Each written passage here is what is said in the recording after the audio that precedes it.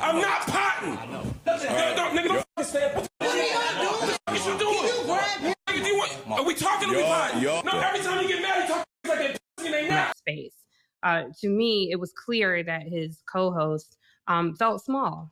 And, you know, even him saying you use tricky words and Mark responding with, I use words that are tricky to you. And anytime somebody, I think, cannot take to be questioned or responds with a full temper tantrum, it is always about that other person. Very elitist, you know, very Jack and Jill, you know, very, you know, I got my nose up at these Negroes over here. Leonard and Tiffany, it's more than just you two in here. Just hold on. But You Joe, the one that got a heart on. Like, let me get these dudes in here. I know, but Joe did apologize. And that Charlamagne surprisingly coming to the defense of the Joe Budden Podcast. You know, them two got their feud going on. But this mainly between Tiffany from the Native Land Podcast. I think she might got the case for being the most annoying internet personality of 2025. Yep. Let's get more into it. Not saying I wanted to talk about it on the show. I said I just want to talk to you personally. And then, you know, when I saw what, you know, Joe Budden said about it, I agreed with Joe. You know, I felt like, you know, it came off, you know, very elitist, you know, very Jack and Jill, you know, very, you know, I got my nose up at these Negroes over here. And I don't think that, you know, you don't make any strides in connecting community by doing that conversation in the way that it was done. You know, I feel like, you know, whenever there's instead of calling people out, sometimes you should call people in. Oh shit. Charlamagne just said a lot without saying a lot. He basically nicely told them for all this anti-intellectual talk y'all having, it was actually you guys not being intellectual and looking in the full context of it, but having a full opinion on it. Person to get the whole context of something before they comment on it, instead of watching like 2 or 3 minutes of something and then actually taking the clip out of context. Because if you watch the clip in context, Mark was actually wrong. You know, if there's a right or wrong in the situation, Mark was actually the one who was wrong in that situation, so much so that he even came back and apologized, you know, the next week. And the conversation just kind of made me feel a way like, damn, like that's how we look at each other as black people. Can I ask if you all are in the Brouu? Raise your hands. I'm doing that because Andrew was the most relatable person to them, per their own commentary, and Andrew's the only one who was in the Brouu. We are not even in the Brouu, so we get labeled for stuff that we're not even in. But well, I didn't hear Charlamagne say that. No, he didn't. He said Jack and Jill of y'all. Yeah, yeah. But I want to say to set the record straight, because I hear what Charlamagne is saying, and I think a lot of comments echoed that. My personal background aside, I want to say that as a journalist, before I bring up anything on this show, I want our viewers to know I have indeed done my due diligence. So I didn't just watch the clip. So she doubling down on this dumbass shit she did. Oh my fucking God. How I prepared for that segment, I didn't pay for Patreon, but I did read the transcript of what happened. I even understood the word in question that was tricky was a lewd. I understood that the conversation was... So you saying you were a journalist, but you did not do your full proper homework. You read transcripts. Transcripts sometimes can't be fully accurate. Why didn't you watch the video if you want to claim that you did all of this homework? Because in the video, it's clear who started this. It was Mark. And Flip made a good point with it. He was saying, Mark, if you want to reach the people that's not so smart, you can't be using all these big words. The big word was allude, which is Flip, man. You still can't shit on him for not knowing it, which was his whole point. You got to meet him where he at. If you really want to change the trajectory of our community, you want us to be together. about payment discrepancy. I spoke to Mark before I did this segment. I looked at literacy rates before I did this segment. I watched a few clips, or not clips, but segments, different segments from Joe Budden's podcast before I did this segment. And I will say I stand by what I said. My perspectives and opinions don't sway in the winds of public opinion. Sometimes the cheese will stand alone. I do think there is very much a toxic landscape that is fueled by a lot of podcast bros. But I definitely agree with you, Charlamagne. I'm sorry, y'all, for pausing again. Can you imagine being her man? Oh my fucking God. Wow. If she even in a man. Cause God damn, that shit is annoying. Shit, man. Before you have an interview with anybody, before you sit down and speak on something, I would advise anyone to be well informed, whether it's politics, sports, anything like that. And so I don't think that the issue was that the collective was not well informed. I don't think that was my perspective. I think the issue that a lot of people felt is they felt attacked. And so I want to be clear that I wasn't saying who was an intellectual and who was not. My perspective was there is an anti-intellectual movement ravaging the Black community. I also want to be clear that I was not saying that no one should talk to Flip or Joe Budden. Certainly somebody should. Someone should be just not Mark. He too smart for him, huh? Holy shit. reaching out to them. That's not my ministry. Things I care about are the incarcerated and puppies. Most importantly, pit bulls. I don't like that tens of thousands of them get euthanized every month. It breaks my heart. I think about the incarcerated all the time. I don't want our Black men and women in prison thinking they're forgotten about. I think it's a bit arrogant of me to say, Angela, Bakari, Andrew, y'all should be talking to the incarcerated. That's not their ministry. But if Angela feels like, no, those are the people, or you, Charlamagne, if you feel like, no, those are the very people I want to be speaking to, then by all means, go do that. I'm saying it's hard to fill a cup that's already full. So if I'm telling you something and you're insulting me for my intelligence, I don't need to be where fools gather. So I stand on what I said. I'm not disrespecting any of them. You just disrespected them. You just called them a bunch of fools. What's up? I'm sorry, ma'am. I don't know your name, but holy shit, you are annoying as fuck. But I just want to be clear, our viewers know I never come on this podcast ever without being very well informed and researched and fact checked. And a fact check is not a 30-second Google search before I come on this show. It takes a lot of work to prepare for anything I introduce. And I would hope that we all do that. Well, Tiff, it's interesting. You say you like talking to the incarcerated. Like, who do you think the incarcerated are listening to? Like, the incarcerated are listening to things like the Joe Budden podcast. Like, they're listening to, places like the Breakfast Club. Like, that's who they're actually tuning into. I know because I go speak at the jails. I was at Rikers Island a couple of weeks ago with Shaka Singh Kaur.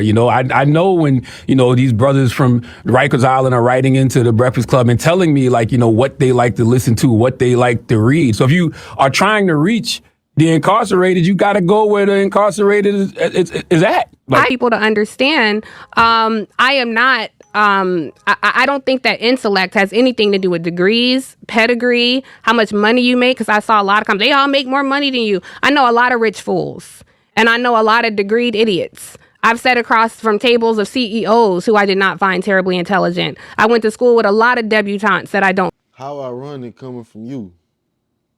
And look at her eyes. Holy shit. Is there life in them? Man, you gotta get a soul, baby. Terribly intelligent. It's not a diss to them, but I wouldn't necessarily put them in that category either. None of these things makes you a bad person. To me, what I find frustrating is when you are not receptive or curious. I don't need to talk to people wherever you are, whatever your background is. If you're not receptive. Is she talking about Flip, the most curious motherfucker on the Joe Budden podcast? Flip is constantly asking questions to Mark. You not as research as you say you are, man. I think you full of shit. I think you accusing people of doing 30-second research, and you did 30 seconds of research. and you watch that clip that went viral of your friend Mark, who was in the wrong, he came and flipped wrong. I don't know if he was having a bad day or something, but he came and flipped wrong, and Flip responded. Flip didn't even lose his cool. Are curious, then you are likely not my audience and I'm likely not yours. I am curious about things. I can learn from anybody, but I don't necessarily respect everybody's opinion. And I don't think all the people say I respect everybody's opinion. Use a lie. I don't believe that. There are people there. Go ahead. Can you be intellectually curious without respecting everybody's opinion? Yes. No, Charlamagne, you can't. She's just trying to look right. But no, Charlamagne, you can't. You looking at somebody who's intellectually curious without respecting everybody's opinion. Because I consider myself intellectually curious, so I'm the type of person that I'm gonna hear you out. You know, I may not want to hear you again, but I'm gonna at least take the opportunity to listen to you at least one time. No, there's a gentleman by the name of Corey. He is a lovely person. He happens to be schizophrenic and homeless, and he's in the front of my building. And he has an opinion on everything.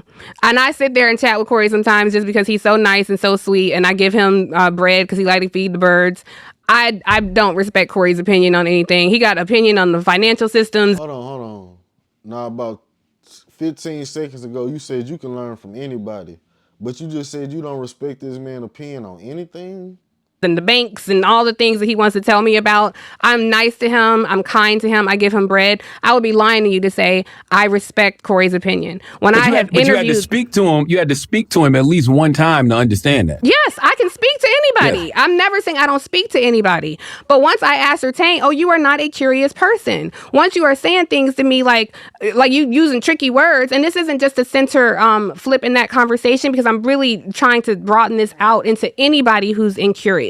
Once you are clear to me that you are not curious about what I have to say, when I would interview different like men on the street interviews during the Obama race, and people would say the most ignorant things to me, or when you would hear lazy reporters go out to Trump rallies and they would say, well, Obama gave Iran millions of dollars. He's in cahoots with Iran and he's a Muslim. I don't respect your opinion anymore. How are you intellectually curious, but you don't want to hear people out off of one trigger thing? What if it's actually facts that Obama did get money from Iran? Who knows? I don't know. I didn't do the research, but if somebody was to say something like that, I would want to know more. So I think you're full of shit, man. Totally full of shit. You sound like a fool, and I'm giving you reason right there in real time, challenging you, but I can't fill a cup that's already full. So now, no, I don't respect your opinion. And Bakari said this is South Carolina saying, but I think all black folks say this. If I'm arguing with a fool from a distance, you can't tell the difference. I don't need to be where fools gather. If somebody else feels called to say, no, it is my ministry to go inform, to go educate this particular group of people, I would never shit on that. That's just not even my way. I'm like, live and let live, go do it. That's just not what I choose to do. I understand. I guess the issue comes, and I can't believe I'm on here defending the Joe Budden podcast, right? but I guess the issue is I don't think fools go together at the Joe Budden podcast. I don't think anybody in that room. I didn't say that for the record. Yes, the fuck you did. You lying again? So let's get this right. You a liar. You a liar. You a motherfucking manipulator, and you a gaslighter. Cause you went through that whole soliloquy calling them saying Mark shouldn't gather with fools, and now you saying you didn't say it? But I'm just talking about the audience in general. You said Mark Lamont Hill shouldn't be on Joe Budden's show. Why? You said did I say he shouldn't be? You actually said he should be on CNN. Yes. So that's the difference between saying he should not be on Joe Budden. I'm saying he should be on CNN because he should have never gotten fired from CNN. If Mark is happy on Joe Budden's podcast, more power to it. What I said was they lack an understanding of Mark. I felt like he's disrespected on that podcast based on clips that I had seen. Based on clips, so you didn't do your fucking research. If you watch the Joe Budden podcast, Mark Lamont Hill got a smart ass mouth. He shoot the shit on her. That's why he go on there. He don't want to be around annoying motherfuckers like you all day. Shit. He want to shoot the shit with the boys. God damn. What Angela said, and Angela caught a lot of strays for things I said, so I want to be clear. What Angela referenced was a moment where they dismissed his humanity on that show when he talked about his friends being killed in Palestine. And I do think that is based on what... All right, I'm going to give her this point. The first point she made out this whole fucking video, Joe Budden and them was wrong for that. That's the first point she made out this whole fucking video. I've seen, I do think that is a consistent pattern where I do feel like Mark is not necessarily well received there. But Angela wants to get other people in, so I'll be quiet. I will say Joe did apologize. Finally. Thank you. Let Angela talk, baby. Leonard and Tiffany, it's more than just you two in here. Just hold on. But You Joe, the one that got a heart out. Let me get these dudes in here. I know, but Joe did apologize. This is crazy. But Joe did apologize for that moment.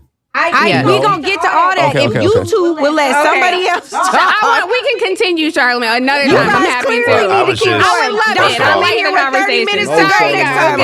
Charlamagne, to be continued. Damn. Bakari, go. You was trying to talk 20 minutes ago. I got till like 1:10, 1:15. Oh, now you got time. God damn it. Go ahead, B. See, I ain't gonna lie. From this clip, I fuck with Angela Rye. Right.